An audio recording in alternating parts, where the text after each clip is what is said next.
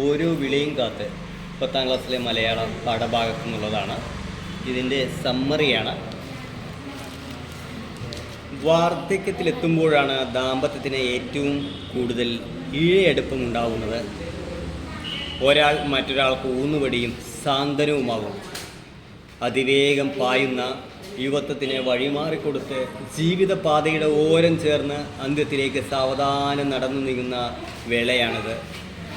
ഇവരിൽ ഒരാളെ മരണം പുൽകുമ്പോൾ മറ്റുള്ളവർ അനുഭവിക്കുന്ന വേദന, ശൂന്യത വാക്കുകൾക്കതീതമായ.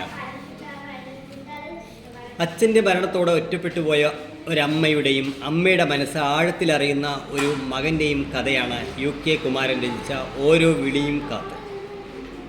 മനുഷ്യർ തമ്മിലുള്ള സ്നേഹത്തിൻ്റെ ഇഴയടുപ്പമാണ് കെട്ടിടങ്ങളെ വീടുകളാക്കി മാറ്റുന്നത്.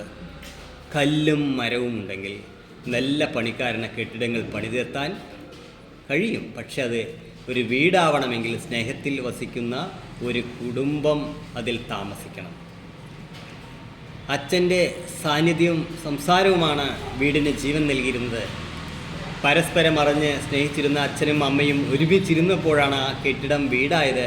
അച്ഛൻ്റെ മരണത്തോടുകൂടി അമ്മയും ആ വലിയ വീടും ഒറ്റയ്ക്കായി.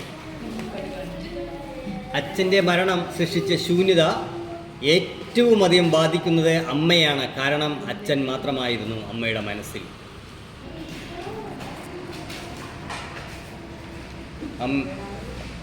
മരണം പറിച്ചെടുത്തത് അച്ഛൻ്റെ ശരീരത്തെ മാത്രമായിരുന്നു. അമ്മയുടെ മനസ്സിൽ അച്ഛൻ ഇപ്പോഴും സജീവ സാന്നിധ്യമാണ്. അച്ഛൻ തന്നെ വിളിക്കുന്നതായി അമ്മയ്ക്ക് തോന്നുന്നത് അതുകൊണ്ടാണ്.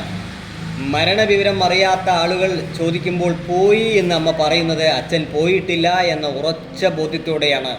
അമ്മയുടെ മനസ്സ് അച്ഛൻ്റെ മരണം അംഗീകരിച്ചിട്ടില്ല. അവരുടെ ആഴമേറിയ ഹൃദയബന്ധത്തിൻ്റെ പ്രതിഫലനമാണ് അമ്മയുടെ വാക്കുകളിൽ നിറഞ്ഞു നിൽക്കുന്നത്. ഏറെ സവിശേഷതയുള്ള ശക്തനായ കഥാപാത്രമാണ് ഓരോ വിളിയും കാത്ത് എന്ന ചെറുകഥയിലെ അച്ഛൻ.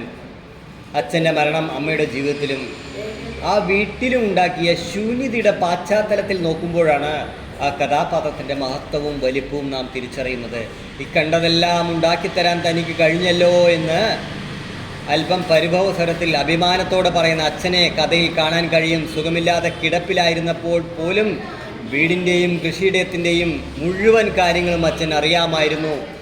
കുളത്തിൻ്റെ കിഴക്ക് ഭാഗത്തുള്ള കവുങ്ങിൽ അടയ്ക്ക പഴുത്ത് വാവലുകൾ തിന്നുന്നതും, കുന്നിൻ മുകളിലെ തെങ്ങിൽ തേങ്ങകൾ വരണ്ടതിനെക്കുറിച്ചും പാകമായ നെൽച്ചെടികൾ വരമ്പിലേക്ക് വീണുകിടക്കുന്നതെല്ലാം കട്ടിലിൽ കിടന്നുകൊണ്ട് അച്ഛൻ അറിഞ്ഞത്. ആരെങ്കിലും പറഞ്ഞു കേട്ടിട്ടില്ല, അവയെല്ലാം അദ്ദേഹം മനസ്സിൽ കാണുകയായിരുന്നു. കട്ടിലിൽ കിടന്നുകൊണ്ട് അച്ഛൻ ചോദിക്കുന്നതിനെല്ലാം അമ്മ മറുപടി പറയും. വിളിക്കുന്നു കേട്ടാലുടൻ ഓടിയെത്തുകയും ചെയ്യുമായിരുന്നു. വളരെ ആഴമുള്ള ഹൃദയബന്ധമായിരുന്നു അച്ഛനും അമ്മയും തമ്മിലുണ്ടായിരുന്നു. അമ്മയുടെ സംസാരം കേൾക്കുവാൻ വേണ്ടിയായിരിക്കണം അച്ഛൻ ഇടയ്ക്ക് പരിഭവം പറഞ്ഞ് ശുണ്ഠി പിടിപ്പിച്ചിരുന്നത്. ആ വീടിൻ്റെ ജീവൻ യഥാർത്ഥത്തിൽ അച്ഛനായിരുന്നു. അച്ഛൻ്റെ ശരീരം മാത്രമേ മരണത്തിന് കൊണ്ടുപോകാൻ കഴിഞ്ഞുള്ളൂ.